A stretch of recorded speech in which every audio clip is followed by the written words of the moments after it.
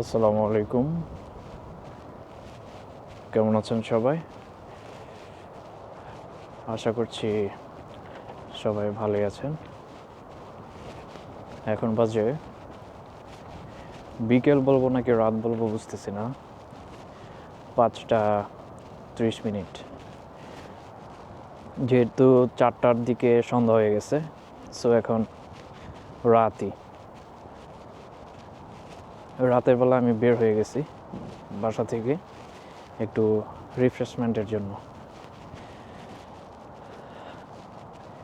যাই বলেন, খোলা আকাশের নিচে একা একা হেঁটে বাতাস খাওয়া, এটার মধ্যে মজাই আলাদা।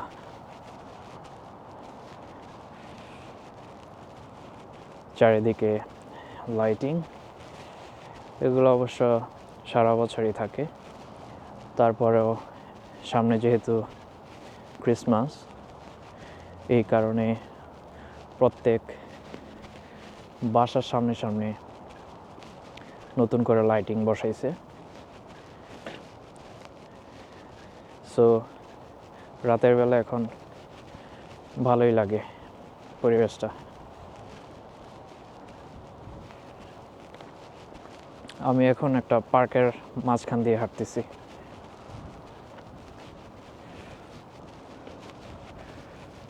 আর আজকে -5 ডিগ্রি, তার মধ্যে আবার বাতাস।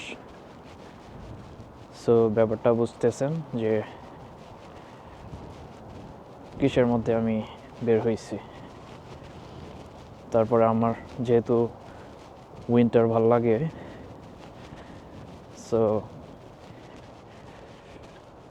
তেমন একটা খারাপ লাগা কাজ করে না ঠান্ডা থাকলেও। ঠান্ডাতে আমার ভালোই লাগে, যদিও অসুস্থ হয়ে যাওয়ার পসিবিলিটি বেশি, তারপরেও বের হয়ে গেছি। এই যে প্রত্যেক বাসার সামনে দেখেন লাইটিং। আমি মূলত বের হয়েছি আজকে যে আমার নতুন ক্যামেরা যে কিনলাম, এটার এত বড় একটা লেন্স রাতের বেলা আলো কতটুকু ক্যাপচার করতে পারে এটা দেখার জন্য। আমি এখন রাস্তার পাশে চলে আসছি। আর বাই দ্য ওয়ে, এখন কিন্তু আর আগের মতো সাউন্ড নিয়ে প্রবলেম হবে না, কারণ হচ্ছে এই ক্যামেরার সাথে আমি একটা DJI এর নতুন ভার্সন যে মাইক 2, এটাও ফ্রি পাইছি। সো এটাও চেক করা হয়ে যাবে। এই যে দেখেন বাসার সামনে সামনে লাইটিং।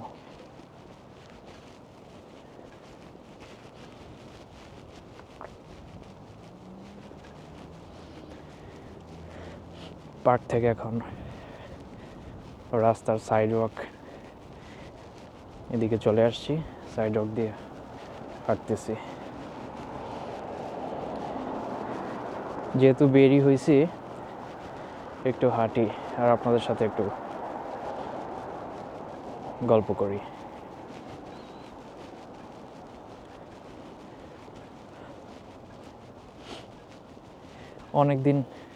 অনেক দিনের শখ ছিল যে আমি একটা ভালো মানের ডেডিকেটেড ক্যামেরা কিনবো। সো বলা চলে আমার ড্রিম কামস ট্রু। যেমন ড্রিম ছিল, এটা ফাইনালি পূরণ করতে পারছি আল্লাহর অশেষ রহমতে। হয়তো কানাডা না আসলে এটা আমি পূরণ করতে পারতাম না। সো যেহেতু আল্লাহ আমাকে এখানে আনছে, সো আশা করি আমার যত ড্রিম আছে ইনশাআল্লাহ একটার পর একটা পূরণ হবে।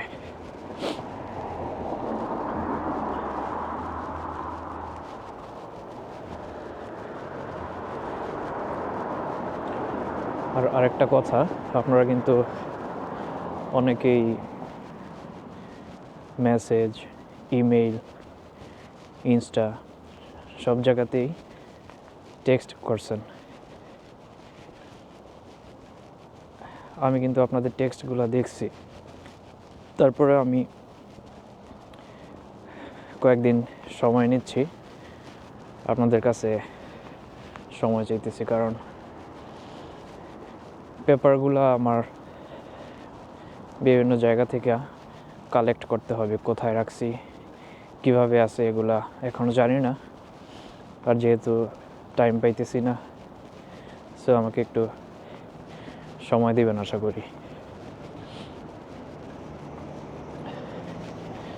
বাঁ পাশে যাব না, এখন ডানের দিকে চলে যাব, কারণ বাঁ পাশে গেলে আবার ব্যাক করতে হবে এদিকে, সো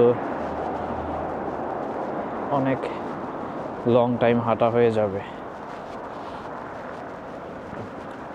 যেহেতু কালকে আমার কাজ আছে, সো লং টাইম না হাঁটাই বেটার। আজকে তাড়াতাড়ি বাসায় গিয়ে খাবার খেয়ে ঘুমিয়ে পড়াটাই শ্রেয়, কি বলেন?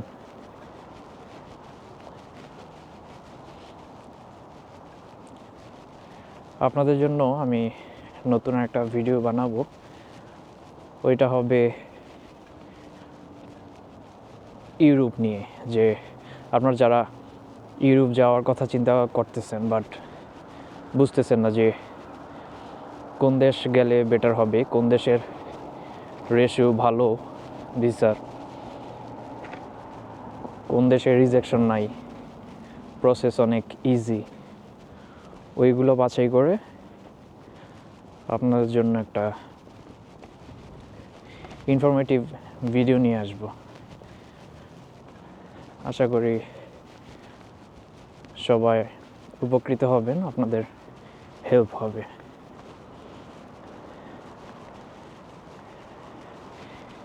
এই রোডটা দিয়ে আরও বেশি সাজাইছে সব বাসায়। এই যে লাইটিং এখানে, এগুলো কিন্তু সব ক্রিসমাসের জন্য। ক্রিসমাস কিন্তু আরও দেরি আছে, বাট আগে আগে সাজিয়ে ফেলছে, এটা তাদের একটা আনন্দ।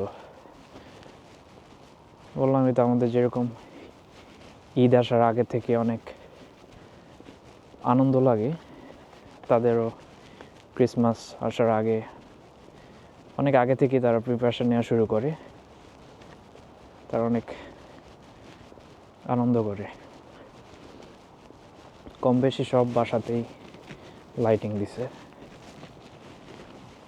অল্প হোক বেশি হোক।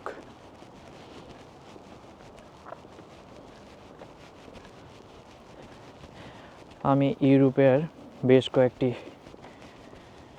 দেশ নিয়ে আপনাদের সাথে কথা বলবো, যেগুলোতে প্রায় 90% থেকে শুরু করে 98% পর্যন্ত ভিসার সাকসেস রেট।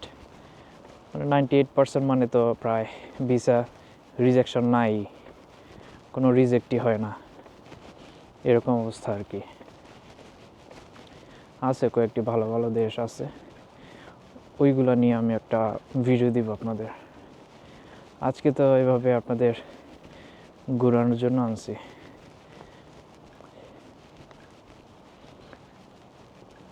আশা করি আপনারাও ফিল নেবেন যে রাতে ঠান্ডার মধ্যে -5-6 ডিগ্রির মধ্যে ঘুরতেছি।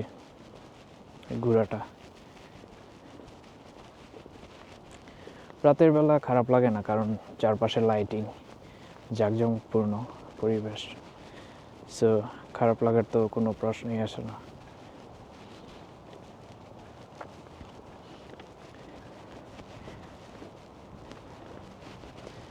এই যে পাতাগুলা, এই পাতাগুলা কিন্তু কালেক্ট করছে জাস্ট একটা লোক, সেও মেবি এটা জব করে কারো আন্ডারে।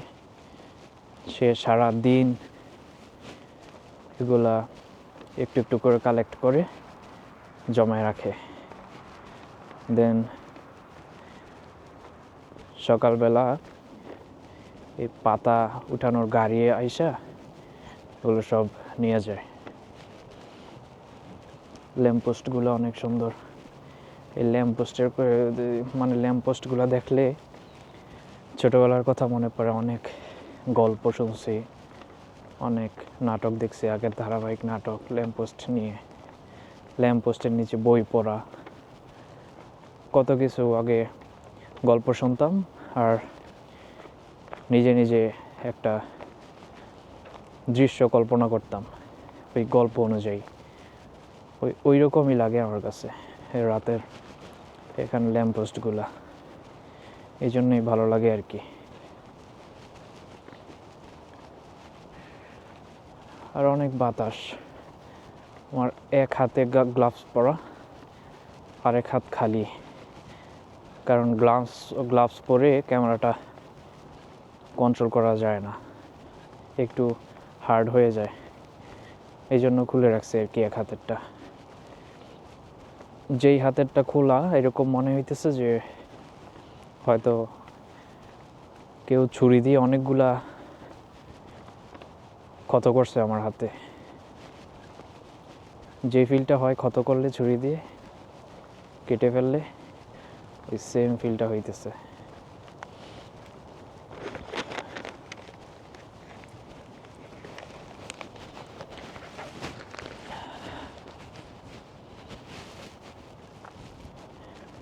কোন রোডে যাবো? এদিকে দুইটা রোড, এদিক দিয়েই যাই।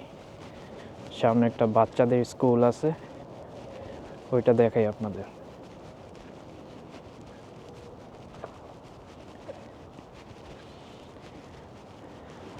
একটা প্লেন যাইতেছে, হয়তো ক্যামেরাতে আপনারা দেখবেন না, বাট আমার প্লেন দেখলে ভালোই লাগে। এটা কেন জানি না, বাট ছোটোবেলা থেকেই এরকম, যখন বাংলাদেশেও থাকতাম তখনও ভালো লাগতো, আর বলতাম এই প্লেনে যে কবে উঠবো, কারণ তখনও তো প্লেনে উঠি নাই, জানি না যে প্লেন কেমন। উঠার পরে এখানে এসব মানে প্লেন দেখলেই ভালো লাগে, কেমন যেন একটা মনের মধ্যে একটা কিউরিসিটি বলেন,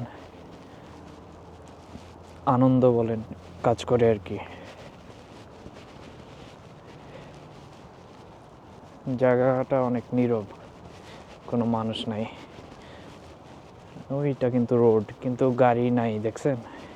কোনো গাড়ি দেখেন নাই, মাঝে মাঝে দুই একটা আসে।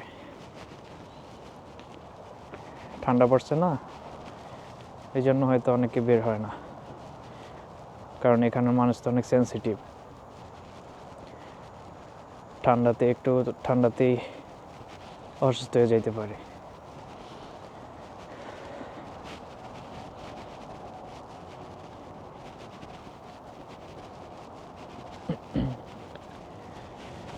এই যে এটা একটা স্কুল বাচ্চাদের,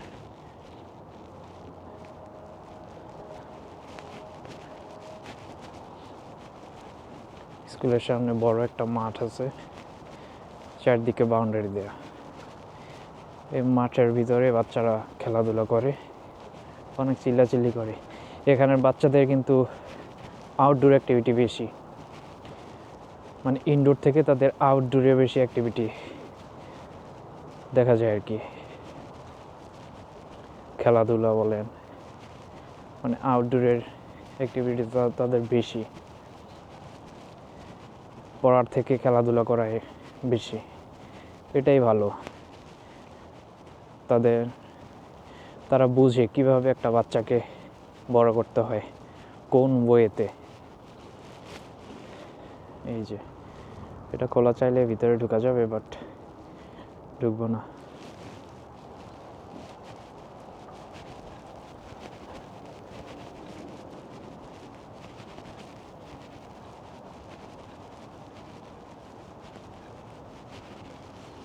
উইন্টারের কিন্তু সব গাছের পাতা ঝরে যায়, বাট এই যে ক্রিসমাস ট্রি, এগুলার কিছুই হয় না। স্নো পড়ুক, যে কোনো কিছুই পড়ুক, এগুলা কই মাছের প্রাণ। আর দেখেন সব গাছের পাতা ঝরে গেছে, শুধু ক্রিসমাস ট্রি যেগুলো আছে ওইগুলাই একদম এখনো সবুজ আর সতেজ।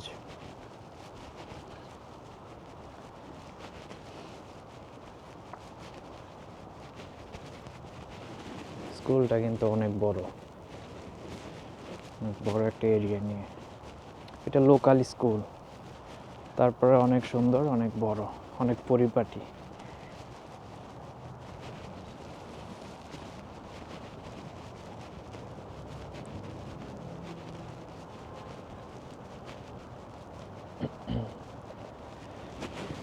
স্কুলের পাশে মেবি একটা চার্চ আছে, খ্রিস্টানো যারা আছে না তাদের।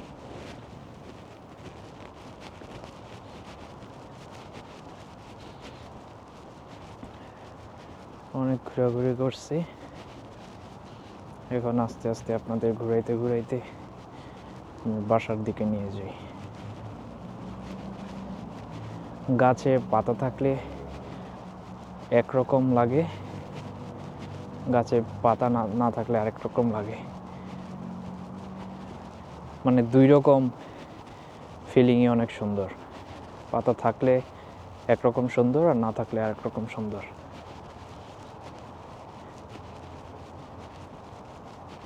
বাট পাতা না থাকলে একটু মরা মরা লাগে আর কি সব কিছু।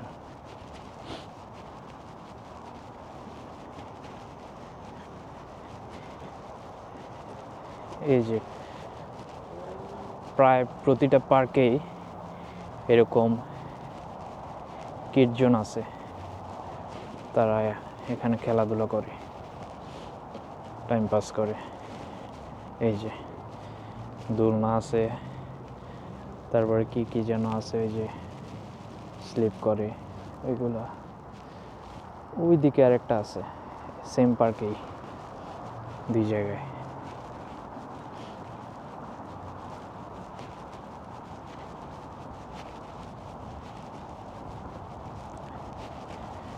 এটা হচ্ছে পার্ক থেকে বের হওয়ার রাস্তা। চলুন বের হয়ে যাই।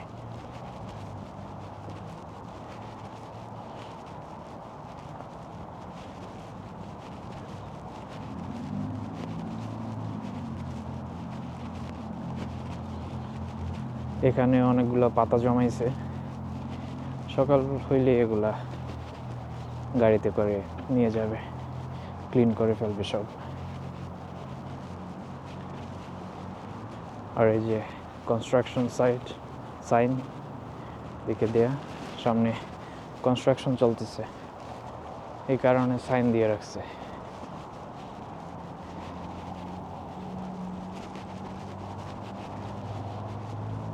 জাস্ট কনস্ট্রাকশন না, সামনে যে স্নো পড়বে, স্নো হয়তো আর 4-5 দিন পরেই পড়বে ইনশাআল্লাহ।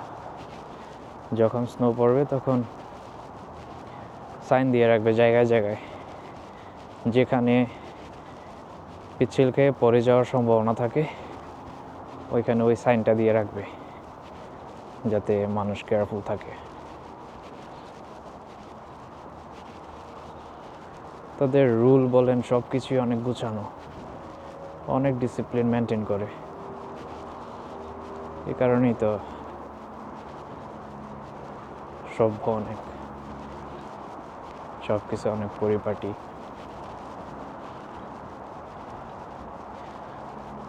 অ্যাটলিস্ট কোনো প্যাচ নাই মনের মধ্যে, যা বলবে ডিরেক্টই বলবে।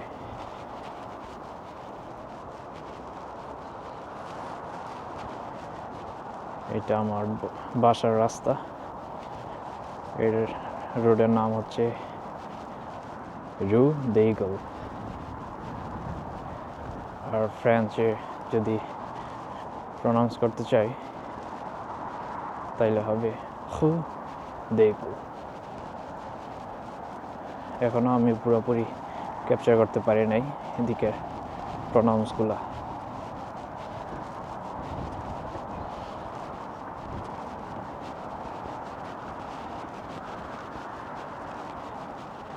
প্রায় চলে এসেছি বাসার দিকে।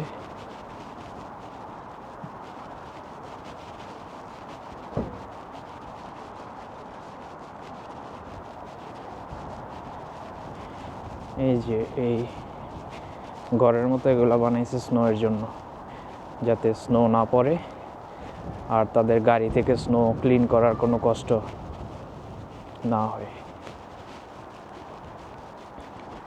আর যাদের বাসায় লাগানো হয় নাই তারা প্রতিদিন অনেক ভোরে উঠে স্নো ক্লিন করা লাগে গাড়ি থেকে, গাড়ির সামনের রাস্তা থেকে,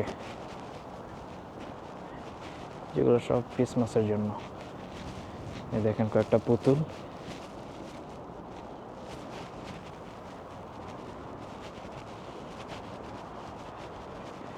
আমাদের এখানেও লাগানো হয়নি, যেহেতু আমরা 4 ভাই আছি,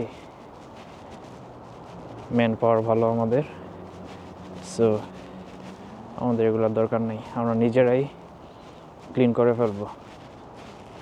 তো বাসায় চলে আসছি, আজকের মতো এখানেই বিদায় নিচ্ছি। পরবর্তী কোনো ব্লগে আপনার সাথে দেখা হবে। ততদিন ভালো থাকবেন, বাই।